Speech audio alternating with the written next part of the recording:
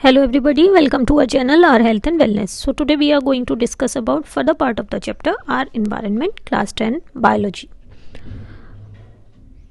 So अगर हम कहते हैं कि पॉन्ड या लेक एक इकोसिस्टम है तो पॉन्ड का मतलब ये हो जाता है कि वो सारी ही एक्वेटिक लाइफ को इंक्लूड करता है, चाहे वो प्लांट्स हों या एनिमल्स हों जो इस पॉन्ड वाटर में एग्जिस्ट करती है। क्योंकि लिविंग ऑर्गेनिजम्स ऐसे होते हैं जो आपको हर जगह मिलेंगे, चाहे वो पानी हो, मिट्टी हो, लैंड हो। तो अगर हम कहते हैं कि फॉरेस्ट एक इकोसिस्टम है तो इसका मतलब ये हो जाता है कि जो फिज़िकल एनवायरनमेंट है फॉरेस्ट का, चाहे वो मिट्टी हो, पानी हो या एयर हो, along with plants and animals, तो ये सारे ही इंक्लूड करते हैं इकोसिस्टम में।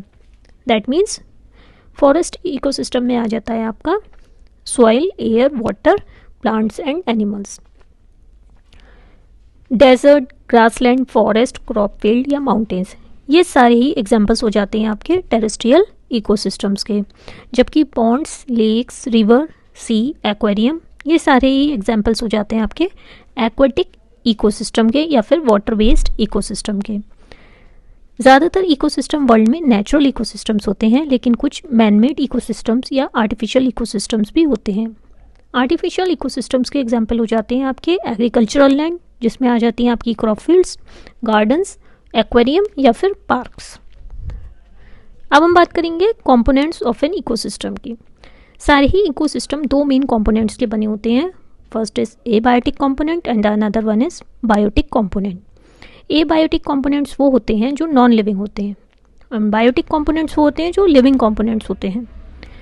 तो इकोसिस्टम में नॉन लिविंग एनवायरनमेंट भी होता है और लिविंग बायोलॉजिकल कम्युनिटी भी होती है। अब हम बात करेंगे abiotic components of an ecosystem की। एबायोटिक कंपोनेंट्स ऑफ इकोसिस्टम या फिर non living components of an ecosystem, इसमें इंक्लूड करते हैं सॉइल, वाटर, एयर। इसके साथ साथ आ जाते हैं आपके इनऑर्गेनिक सब्सटेंसेस जैसे nitrogen, oxygen, water, phosphorus, sulphur, carbon dioxide, sodium, potassium, calcium या फिर अदर एलिमेंट्स। फिजिकल फैक्टर्स या क्लाइमेटिक फैक्टर्स की बात करें तो उसमें आ जाते हैं आपके temperature, light, humidity and pressure. ये कंपोनेंट्स भी एबायोटिक कंपोनेंट्स ऑफ इकोसिस्टम होते हैं। अब आ जाते हैं आपके biotic components of an ecosystem. Biotic components of ecosystem या फिर लिविंग कंपोनेंट ऑफ इकोसिस्टम, ये एक कम्युनिटी ऑफ ऑर्गेनिजम्स होता है, जैसे कि प्लांट्स एंड एनिमल्स होते हैं, जिनमें बहुत सारी इंटरडिपेंडेंट पॉपुलेशंस होती हैं। तो इसमें 3 टाइप्स ऑफ ऑर्गेनिजम्स आ जाते हैं। पहले आ जाते हैं आपके प्रोड्यूसर ऑर्गेनिजम्स, जिनको हम ऑटोट्रॉफ्स भी कहते हैं। ऑटोट्रॉफ्स अपना फूड खुद सिंथेसाइज करते हैं और जितने भी ग्रीन प्लांट्स होते हैं वो सभी प्रोड्यूसर्स होते हैं या फिर ऑटोट्रॉफ्स होते हैं। नेक्स्ट आ जाते हैं आपके कंज्यूमर ऑर्गेनिजम्स और हीटरोट्रॉफ्स, जो कि दूसरों पर डिपेंडेंट होते हैं फूड के लिए, और सारे ही एनिमल्स कंज्यूमर्स की कैटेगरी में आते हैं। नेक्स्ट आ जाते हैं आपके डिकम्पोजर ऑर्गेनिजम्स और सेप्रोट्रॉफ्स, जो कंज्यूम करते हैं dead remains of other organisms. इनके एग्जांपल्स हो जाते हैं कुछ बैक्टीरिया एंड फंजाई। अब हम बात करेंगे फंक्शनिंग ऑफ एन इकोसिस्टम की। इकोसिस्टम एक सेल्फ सफिशिएंट या इंडिपेंडेंट यूनिट की तरह फंक्शन कैसे करता है। तो इकोसिस्टम में एक तो नॉन लिविंग कंपोनेंट्स हो जाते हैं जैसे आपके सॉइल, वाटर एंड एयर, जिसमें इनऑर्गेनिक न्यूट्रिएंट एलिमेंट्स भी होते हैं, और दूसरा आ जाते हैं आपके लिविंग कंपोनेंट्स जैसे producer, consumer and decomposer organisms. तो जो अर्थ का न्यूट्रिएंट पूल होता है जैसे सॉइल, एयर एंड वाटर, तो इनमें से कार्बन डाइऑक्साइड और वाटर तो एब्जॉर्ब कर लेते हैं प्रोड्यूसर ऑर्गेनिजम्स, जो कि ग्रीन प्लांट्स होते हैं। सनलाइट एनर्जी की मदद से प्रोड्यूसर ऑर्गेनिज्म इन और इनऑर्गेनिक सब्सटेंसेस को ऑर्गेनिक कंपाउंड्स में बदल देते हैं जैसे कार्बोहाइड्रेट्स, जो फूड की तरह वर्क करते हैं। प्रोड्यूसर सोलर एनर्जी को ट्रैप करते हैं और सारे भी बाकी लाइफ फॉर्म्स को बेसिक फूड प्रोवाइड करते हैं या एनर्जी प्रोवाइड करते हैं। जो कंज्यूमर्स होते हैं या एनिमल्स होते हैं वो अपनी एनर्जी नीड्स प्रोड्यूसर से डिराइव करते हैं, यानी प्लांट से डिराइव करते हैं, आइदर डायरेक्टली और इनडायरेक्टली। जब प्रोड्यूसर्स एंड कंज्यूमर्स की डेथ हो जाती है तो डिकम्पोजर ऑर्गेनिजम्स उनकी डेड बॉडीज पर एक्ट करके वो सारे ही वेरियस एलिमेंट्स जो न्यूट्रिएंट पूल है जो कि सॉइल, वाटर एंड एयर है, उसको वापस कर देते हैं। तो इकोसिस्टम में इनपुट ऑफ एनर्जी होता है, मैटर होता है, और यही मैटर और एनर्जी लिविंग और नॉन लिविंग कंपोनेंट्स में एक्सचेंज होता रहता है, और ये प्रोसेस होता है साइक्लिक प्रोसेस। सो नेक्स्ट आ जाता है आपका प्रोड्यूसर ऑर्गेनिजम्स। ऐसे ऑर्गेनिजम्स जो फूड प्रोड्यूस करते हैं उनको हम प्रोड्यूसर्स कहते हैं। प्रोड्यूसर वो ऑर्गेनिज्म होते हैं जो कि अपना फूड खुद प्रिपेयर करते हैं from simple inorganic substances like carbon dioxide and water by using sunlight energy in the presence of chlorophyll. इनके एग्जाम्पल्स हो जाते हैं आपकी ग्रीन प्लांट्स या फिर कुछ ब्लू ग्रीन एल्गी।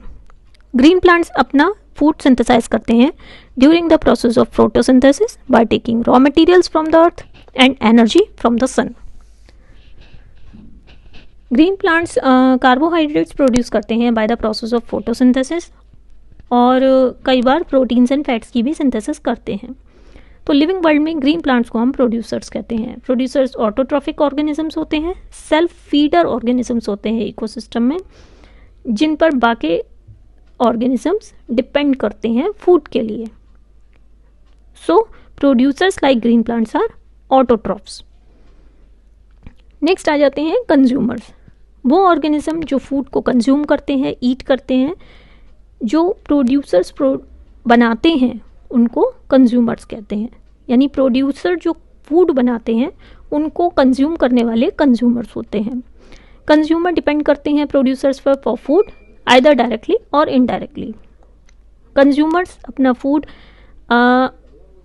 बाकी ऑर्गेनिजम्स को ईट करके या उनके प्रोडक्ट्स को ईट करके लेते हैं। सिंपल वर्ड्स में कहें तो कंज्यूमर्स वो ऑर्गेनिजम्स हैं जो बाकी ऑर्गेनिजम्स को खा जाते हैं। तो सारे ही एनिमल्स कंज्यूमर्स होते हैं। इवन माइक्रोस्कोपिक एनिमल लाइफ की भी बात करें जैसे प्रोटोजोआ, वो भी एक कंज्यूमर है। एग्जाम्पल हो जाते हैं कंज्यूमर ऑर्गेनिजम्स के गोट, मैन, डेयर, फिश, लॉइन, गाउ एंड बफेलो। गाउ और बफेलो ग्रीन ग्रास खाते हैं या फिर बाकी ग्रीन फॉडर खाते हैं, क्योंकि ग्रीन ग्रास और बाकी green plants producers of food होते हैं।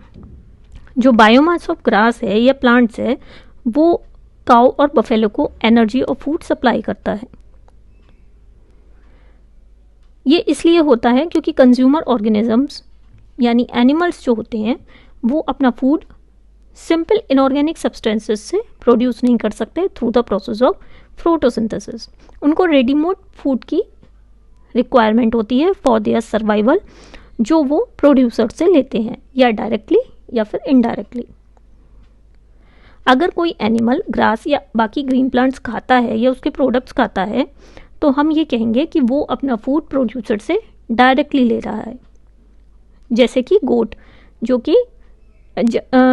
घास खाती है, जो कि प्रोड्यूसर से अपना फूड डायरेक्टली ले रही है। इसके दूसरी तरफ अगर कोई एनिमल किसी एनिमल का मीट खाता है और जिसको खाया जाता है वो ग्रास खाता है, तब हम कहेंगे कि ऐसा कंज्यूमर प्रोड्यूसर से इनडायरेक्टली फूड ले रहा है। फॉर एग्जाम्पल, अगर कोई लॉइन गोट को खा जाता है और वो गोट ग्रास को खाती है, तो इस केस में लॉइन अपना फूड प्रोड्यूसर से इनडायरेक्टली ले रहा है थ्रू द गोट। तो कंज्यूमर ऑर्गेनिजम्स को हम हीटेरोट्रॉफ्स भी कहते हैं। कंज्यूमर्स को फर्दर डिवाइड किया गया है 3 ग्रुप्स में, हर्बीवोर्स, कार्निवोर्स एंड ओमनिवोर्स में। सो इसको हम आगे डिस्कस करेंगे। That's all for the day. Thank you so much.